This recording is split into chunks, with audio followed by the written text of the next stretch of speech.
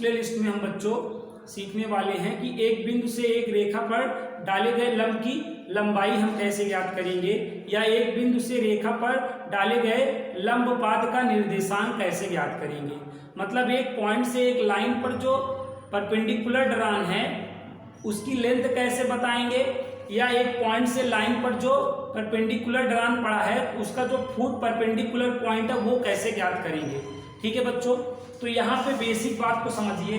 जैसे बच्चों ये लाइन है, क्या है, ये लाइन है जो आपको गिवन है क्वेश्चन में कि x + y = 1 है। ठीक है, और ये पॉइंट है कौन, 2, 4 ये पॉइंट है।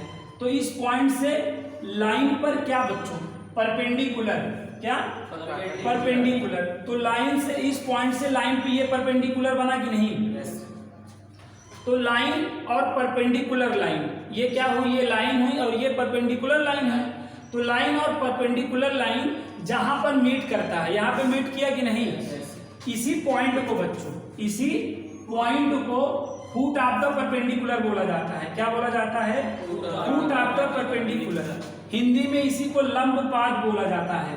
क्या बोला जाता है, लंब पाद का निर्देशांक। ठीक है, कोऑर्डिनेट ऑफ फुट परपेंडिकुलर की अगर बात करें यही पॉइंट है। लंब पाद का निर्देशांक ज्ञात करने का मतलब ये, समझ गए। तो ये लाइन सपोज AB है और ये पॉइंट C है और ये पॉइंट D है। तो यहाँ पे लंब पाद का निर्देशांक ज्ञात करने का मतलब foot of the perpendicular find करने का मतलब है कि D का कोऑर्डिनेट बताना। क्या बताना, D का कोऑर्डिनेट बताना। तो हम इस क्लास में 3 चीजें सीखेंगे फाइंड आउट करना। एक, ये लंबाई फाइंड करना, CD मतलब पॉइंट से लाइन पे जो परपेंडिकुलर ढलान है उसकी लेंथ कितनी होगी, और दूसरा पॉइंट से अगर लाइन पे हमने परपेंडिकुलर ढलान किया है, बिंदु से रेखा पे हमने लंब डाला है तो लंब पाद का निर्देशांक बताना। और तीसरा बच्चों प्रतिबिंब कैसे ज्ञात किया जा सकता है, इमेज कैसे ज्ञात किया जा सकता है। तो इन दिस पिक्चर आपको दिख रहा होगा कि ये लाइन और ये लाइन एक दूसरे की क्या है बच्चों, परपेंडिकुलर है। तो इस लाइन की हेल्प से इस लाइन का इक्वेशन आ जाएगा कि नहीं। ठीक है, तो यहाँ पे हम क्या करेंगे, लेट करेंगे, माना करेंगे ना। क्या माना करेंगे बच्चों, आपको बता रखे हैं कि यहाँ पे देखिए x + y = क्या है, 1 है ना। तो इसके परपेंडिकुलर लाइन का इक्वेशन क्या होगा बच्चों, ठीक है, x का कोएफिशिएंट y को चला जाएगा, y का x। तो मतलब 1 1 है तो क्या इंटरचेंज होना, तो ये क्या हो जाएगा, साइन ही चेंज हो जाएगा। x - y यहाँ पे 1 है ना, तो यहाँ पे = लैम्डा हो जाएगा। ये किसका इक्वेशन हो गया बच्चों, ये इक्वेशन 1 हो गया। और ये इक्वेशन किसका है, CD का, CD का इक्वेशन, CD का इक्वेशन है और पॉइंट है, इसका इक्वेशन है और पॉइंट है। कोई का इक्वेशन और पॉइंट दोनों साथ में हो तो हमेशा वेलकम कराया जाता है, हमेशा सेटिस्फाई कराया जाता है। तो हम 2, 4 से इसको क्या करा देंगे बच्चों, सेटिस्फाई करा देंगे, संतुष्ट करा देंगे। तो कराइए, तो ये x, y हुआ कि नहीं। तो यहाँ पे क्या हो जाएगा, 2 - 4 = लैम्डा कि नहीं। तो यहाँ पे -2 = क्या आ जाएगा, लैम्डा। तो लैम्डा की वैल्यू आ गई।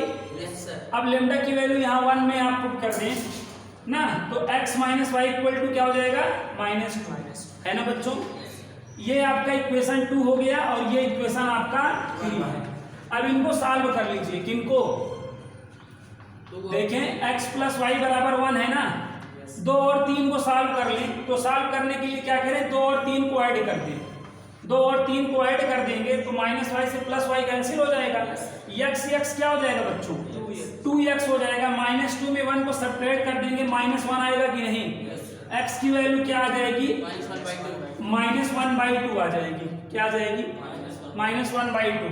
अब ये x की वैल्यू चाहे आप इक्वेशन मतलब 2 में रख लें चाहे 3 में रख लें, तो किस में पुट करना चाहेंगे, किस में, चलिए यहीं 3 में ही पुट कर दीजिए। तो यहाँ पे -1/2 + y = क्या हो गया, 1 हो गया कि नहीं।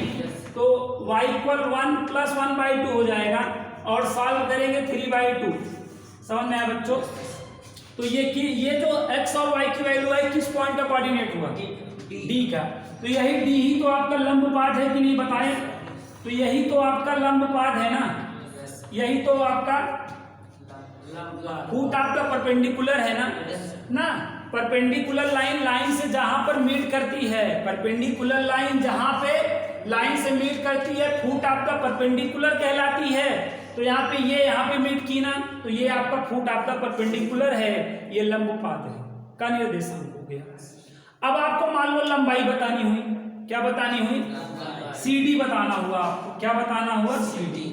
तो C और D 2 पॉइंट हुए कि नहीं। अब आपको CD बताना हुआ मतलब C और D की बिटवीन डिस्टेंस बतानी हुई ना, के बीच की दूरी बतानी हुई। तो डिस्टेंस फार्मूला लगा दो, क्या लगा दो, डिस्टेंस फार्मूला लगा दो, CD आ जाएगा नहीं। एक तरीका और था, ये CD को फाइंड करने का एक तरीका और था, पॉइंट और लाइन गिवन हो तो लंबाई फाइंड करना बताए हैं, लेंथ फाइंड करना बताए हैं।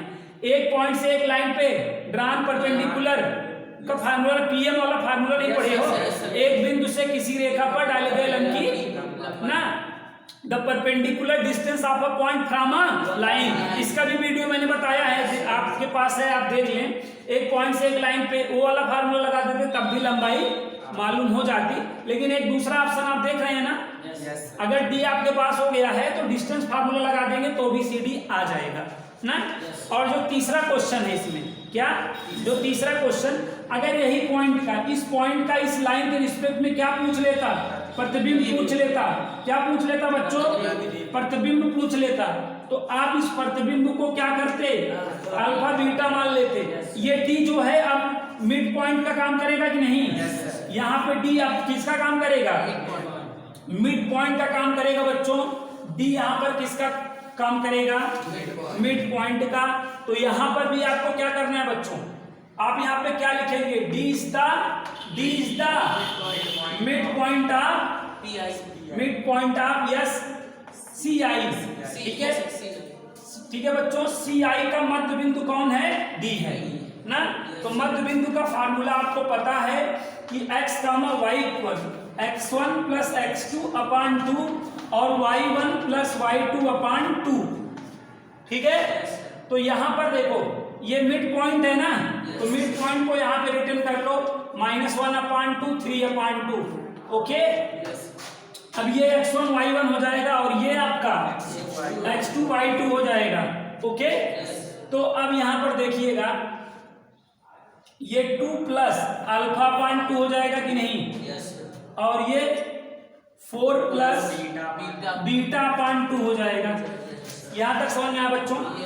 अब इसको इसके इक्वल कर देंगे ना, -1/2 इक्वल क्या होगा, 2 प्लस अल्फा अपान 2 और 3/2 इक्वल 4 प्लस बीटा अपान 2, 2 से 2 कैंसिल, ठीक है। ये आपका -1 -2 इक्वल टू अल्फा और ये बीटा इक्वल क्या हो जाएगा, 3 - 4, ठीक है। अल्फा इक्वल क्या हो जाएगा, -3 और बीटा इक्वल क्या हो गया, -1। तो यहाँ पे प्रतिबिंब आ गया कि नहीं बच्चों, अल्फा बीटा ये तो प्रतिबिंब माने थे, तो -3 -1, ठीक है। तो इमेज के लिए बच्चों 2 वीडियो आपके पास हो गया है ना। यहाँ पे भी इमेज हमने आपको निकलवा दिया और उस क्वेश्चन में भी हमने इमेज निकालना आपको बता दिया था।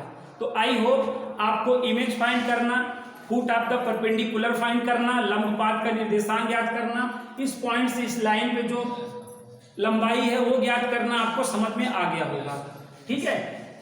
अगर आपको ये पूछे कि पॉइंट से इमेज की डिस्टेंस बताओ तो भी बता सकते हो भाई, यहाँ जितना ये रहेगा उतना ये भी रहेगा, तो डबल कर दोगे तो पॉइंट से इमेज तक की डिस्टेंस आपको मालूम हो सकती है। तो आई होप यहाँ तक की चीजें आपको क्लियर हो गई होंगी। तो इस प्लेलिस्ट में इतना ही, मिलते हैं नेक्स्ट प्लेलिस्ट में, तब तक के लिए